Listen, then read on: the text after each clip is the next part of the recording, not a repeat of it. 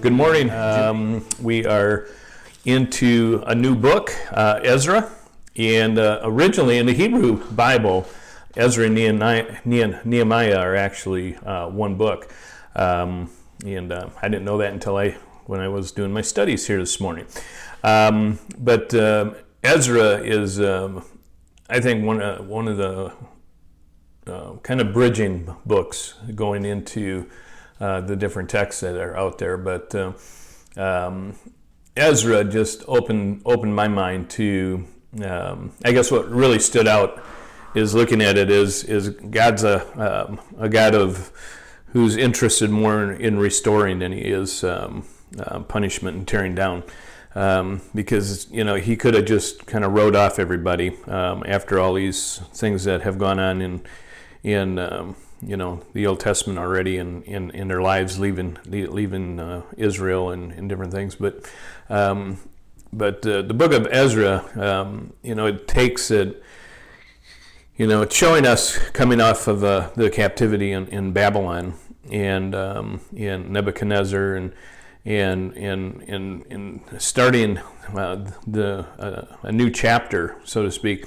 What it was these tribes were actually going back home to Jerusalem, and Cyrus is actually looking at rebuilding Jerusalem. And what was amazing was people were willing to give towards that ministry, that part of things, to get things back in order. And chapter 2 is kind of again a little redundant as far as hearing all these names again.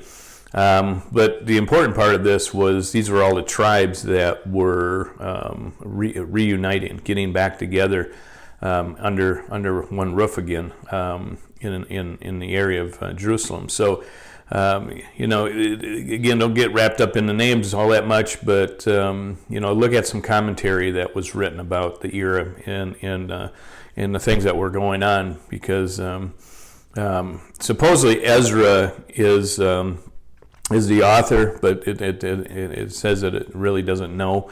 It really doesn't bring up Ezra's name. Basically in chapter 9, I guess.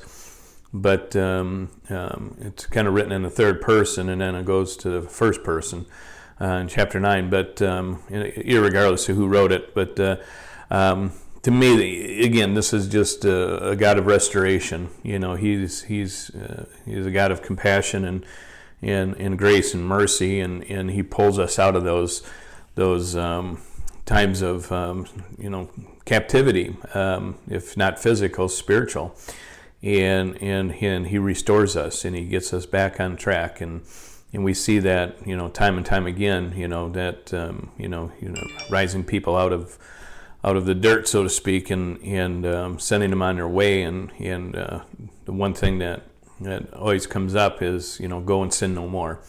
And again, that's just restoring their temple, their physical temple.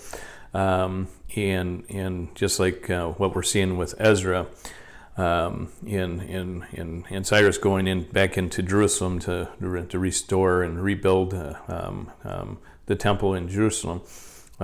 We have that chance of rebuilding ourselves, our temple. Again, if you look at a holistic aspect, mind, body, and soul, all aspects, I think God's interested in our bodies, as us as the temple of the Holy Spirit. So take care of that Holy Spirit, take care of that temple, and we